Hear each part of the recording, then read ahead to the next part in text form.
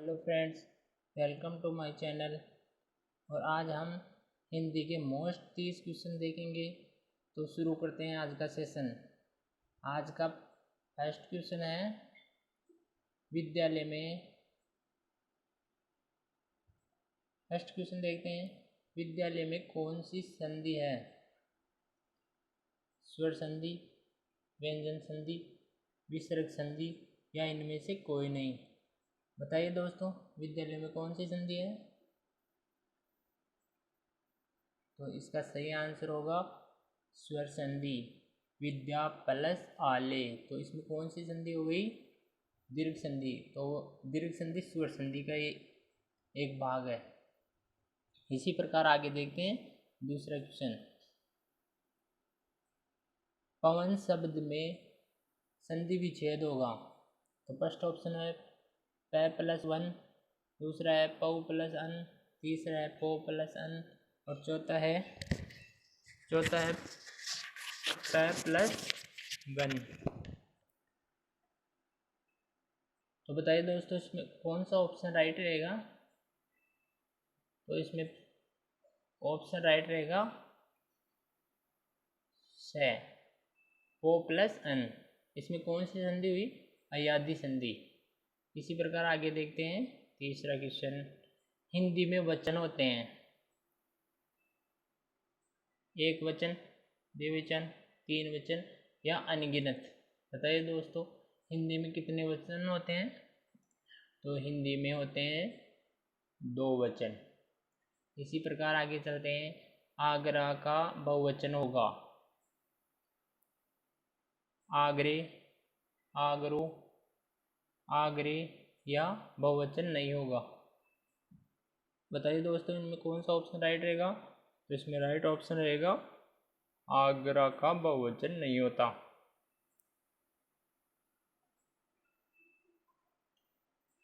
अब देखते हैं पांचवा क्वेश्चन।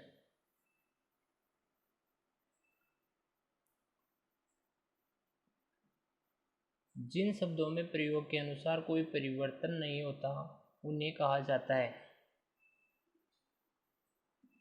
बताइए दोस्तों, प्रथम ऑप्शन है पद, दूसरा विकारी शब्द, तीसरा अविकारी शब्द और चौथा है पदबंध। तो बताइए दोस्तों, इसमें कौन सा ऑप्शन राइट रहेगा?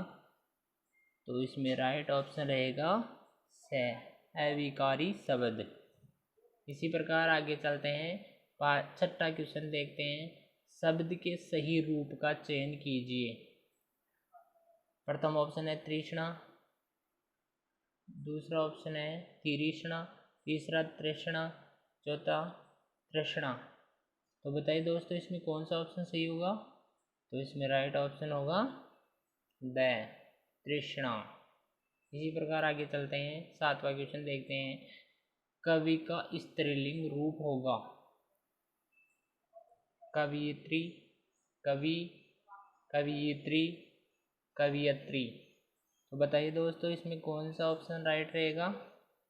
तो इसमें राइट ऑप्शन रहेगा कवियत्री। फिर आगे चलते हैं। आठवां क्वेश्चन देखते हैं।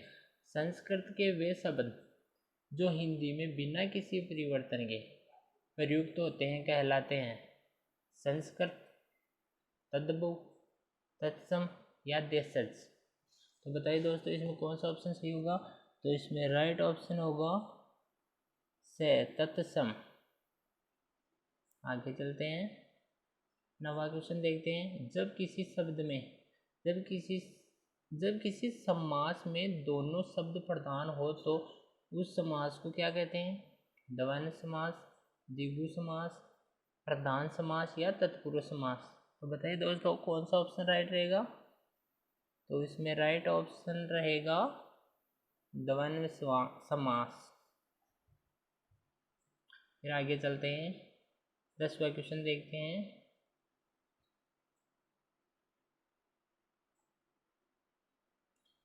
दसवां क्वेश्चन है, शुद्ध शब्द है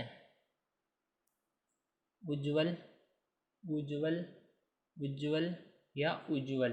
तो बताइए दोस्तों, इसमें उज्ज्वल में कौन सा शब्द शुद्ध है?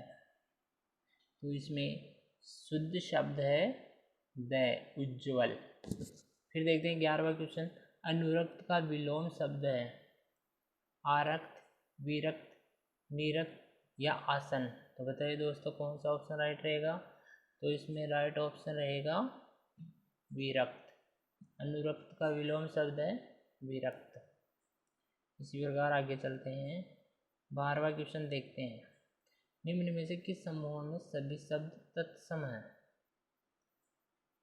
शर्करा, प्रथम ऑप्शन है शर्करा, पवन, ज्येष्ठ, अग्नि।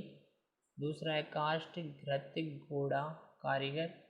चौथा है ओष्ठ, किताब, रानी, चाकू। चौथा है निष्ठुर, चम्मच, हाथी या कार्य। तो बताइए दोस्तों कौन सा ऑप्शन राइट रहेगा। तो इसमें राइट ऑप्शन रहेगा, बताइए दोस्तों। तो इसमें राइट ऑप्शन रहेगा प्रथम, शर्करा, पवन, ज्येष्ठ और अग्नि। इसी प्रकार आगे चलते हैं 13वां क्वेश्चन देखते हैं। किस शब्द में कु उपसर्ग नहीं लगा। प्रथम ऑप्शन है कुरूप, दूसरा कुशल, तीसरा कुकर्म, चौथा कुचाल। तो बताइए दोस्तों इसमें कौन सा ऑप्शन राइट रहेगा। तो इसमें राइट ऑप्शन रहेगा कुशाल। इसी प्रकार आगे चलते हैं 14वां क्वेश्चन देखते हैं। इन प्रत्यय का प्रयोग किस शब्द में हुआ है। पुजारिन, कठिन, चिन्ह या मीन। बताइए दोस्तों कौन सा ऑप्शन सही रहेगा। इसमें राइट ऑप्शन रहेगा पुजारिन। फिर आगे चलते हैं 15वां क्वेश्चन देखते हैं। जिसमें पहला पद संख्यावाची हो और जो किसी समूह विशेष का बोध कराए उसे कहते हैं कर्मधारय समास, द्वंद्व समास, अव्ययभाव समास या द्विगु समास। तो बताइए दोस्तों इस क्वेश्चन में कौन सा ऑप्शन राइट रहेगा। तो इसमें द्विगु समास राइट रहेगा। फिर आगे चलते हैं 16वां क्वेश्चन देखते हैं। द्वंद्व समास है यानी द्वंद्व समास का उदाहरण बताना है। लंबोदर, अंधकूप, नर नारी या शरणागत। बताइए दोस्तों कौन सा ऑप्शन राइट रहेगा। तो इसमें राइट ऑप्शन रहेगा नर नारी। अगर इसका विग्रह करते हैं तो नर और नारी, तो ओ का समावेश और का समावेश हो गया इसमें, तो ये द्वंद्व समास हो गया। इसी प्रकार आगे चलते हैं 17वां क्वेश्चन देखते हैं। नगर में रहने वाला को कहा जाता है। प्रथम ऑप्शन है शहरी, दूसरा नागर, तीसरा नगरवधु, चौथा है नौकर। तो बताइए दोस्तों कौन सा ऑप्शन राइट रहेगा। तो इसमें राइट ऑप्शन रहेगा ऑप्शन बी, नागर। इसी प्रकार 18वां क्वेश्चन और देखते हैं। जातिवाचक संज्ञा नहीं है। सेसव, लोहा, लकड़ी या पुस्तक। तो बताइए दोस्तों इसमें कौन सा ऑप्शन राइट रहेगा। तो इसमें राइट ऑप्शन रहेगा सेसव, क्योंकि ये भाववाचक संज्ञा है ना कि जातिवाचक। तो आगे चलते हैं 19वां क्वेश्चन देखते हैं।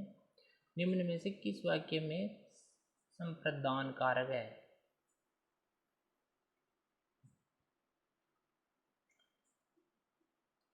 ऑप्शन देखते हैं इसमें। मेरा घर, एक मिनट दोस्तों, हाँ, मेरा घर स्टेशन से बहुत दूर है। राम घर पर सो रहा है।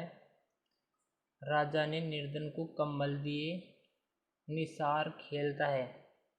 तो बताइए दोस्तों इसमें से कौन सा ऑप्शन राइट रहेगा। तो इसमें राइट ऑप्शन रहेगा राजा ने निर्धन को कंबल दिए, यानी किसी को भी दान देने का भाव होता है तो उसमें संप्रदान कारक होता है। इसी प्रकार आगे चलते हैं 20वां क्वेश्चन देखते हैं। वह सोते ही जान जाएगा मैं वह सर्वनाम है। पुरुषवाचक सर्वनाम, निजवाचक सर्वनाम, संबंधवाचक सर्वनाम या अनिश्चयवाचक सर्वनाम। तो बताइए दोस्तों इसमें कौन सा ऑप्शन राइट रहेगा? तो इसमें राइट ऑप्शन रहेगा निजवाचक सर्वनाम। इसी प्रकार आगे चलते हैं, 21 क्वेश्चन देखते हैं। संयुक्त क्रिया का उदाहरण कौन सा है? कौन सा वाक्य है? रस्सी जल गई, सीता पढ़ रही है, तुम प्रतिदिन पढ़ने आया करो, बच्चा सोता है। तो बताइए दोस्तों कौन सा ऑप्शन राइट रहेगा? तो इसमें राइट ऑप्शन रहेगा तुम प्रतिदिन पढ़ने आया करो। इसी प्रकार आगे चलते हैं, 22वां क्वेश्चन देखते हैं। सरल या साधारण वाक्य किसे कहते हैं? ऑप्शन है जो छोटा हो, जिसका अर्थ सरल हो, सरलता से समझ में आ जाए, जिसमें एक कर्ता और अनेक क्रियाएं हो, जिसमें एक उद्देश्य, एक विधेय, एक ही क्रिया हो। तो बताइए दोस्तों कौन सा ऑप्शन राइट रहेगा सरल वाक्य के लिए? तो इसमें राइट ऑप्शन रहेगा ऑप्शन डी, जिसमें एक उद्देश्य, एक विधेय और एक ही क्रिया हो, उसी सरल वाक्य कहते हैं। इसी प्रकार 23वां क्वेश्चन देखते हैं। मोहन बाजार जा रहा है, इस वाक्य में उद्देश्य है मोहन खरीदारी, घूमना या बाजार। बताइए दोस्तों कौन सा ऑप्शन राइट रहेगा? तो 23वें क्वेश्चन में राइट ऑप्शन रहेगा मोहन। देखते हैं 24वां क्वेश्चन। निम्न में से मिश्रित वाक्य है। वर्षा हो रही है, मैं पढ़ता हूँ और वह खेलता है, सुधीर पढ़ता है, मैंने सुना है कि नीना पास हो गई। तो बताइए दोस्तों मिश्रित वाक्य कौन सा है? तो इसमें राइट ऑप्शन होगा मैंने सुना है कि नीना पास हो गई। यह मिश्रित वाक्य हो गया। तो चलते हैं 25वें प्रश्न में। किसी के कथन को उद्धृत करते समय किस विराम चिन्ह का प्रयोग किया जाता है?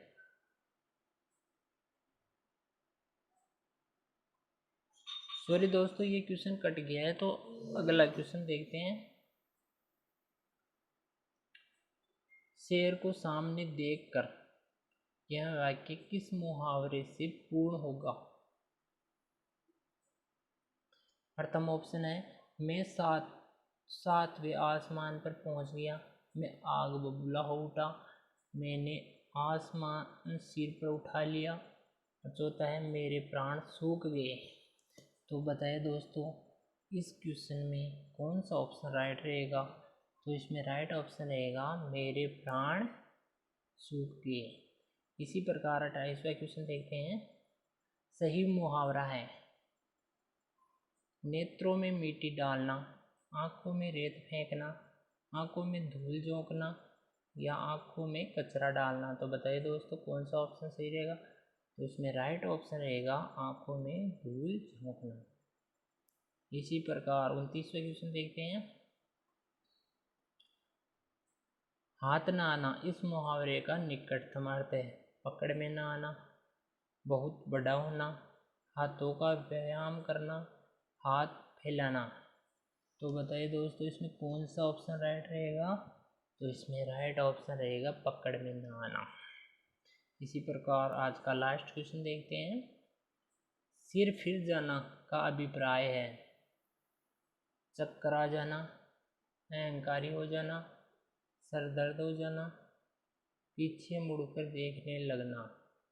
तो बताइए दोस्तों इसमें कौन सा ऑप्शन राइट रहेगा?